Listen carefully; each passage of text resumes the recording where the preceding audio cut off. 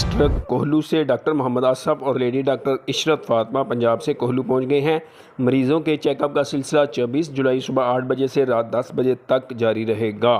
کوہلو عوام میل اور فیمیل بڑی تعداد میں آ رہے ہیں۔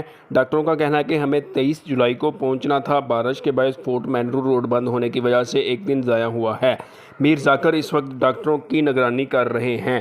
مزید وڈیرہ اصغر خان سمرانی مری نے کہا کہ ہم کوشش کر رہے ہیں کہ ایک دن مزید ڈاکٹروں کو کوہلو میں رہنے کی کوشش کریں گے تاکہ پنجاب سے آئے ہوئے ڈاکٹروں سے کوہلو کے عوام فائدہ اٹھائیں اور اپنے علاج کروائیں۔ چیک اپ کا سلسلہ جاری ہے۔ مزید کل صبح 8 بجے سے رات 10 بجے تک چیک اپ کا سلسلہ جاری رہے گا۔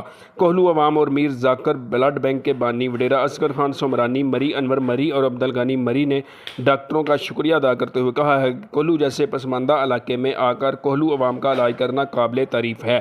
مزید بلڈ بینک کے بانی وڈیرہ اصغر خان سمرانی مری نے کہا کہ ہمارے پروگرام ہے کہ ڈاکٹروں کے مشاورت کے بعد تحصیل وائز ڈاکٹروں کے تعاون سے 3 روز میڈیکل کیمپ کا انعقاد کریں گے اور مزید دوسرے ڈاکٹروں کو پنجاب سے کوہلو لانے کا پروگرام ہے۔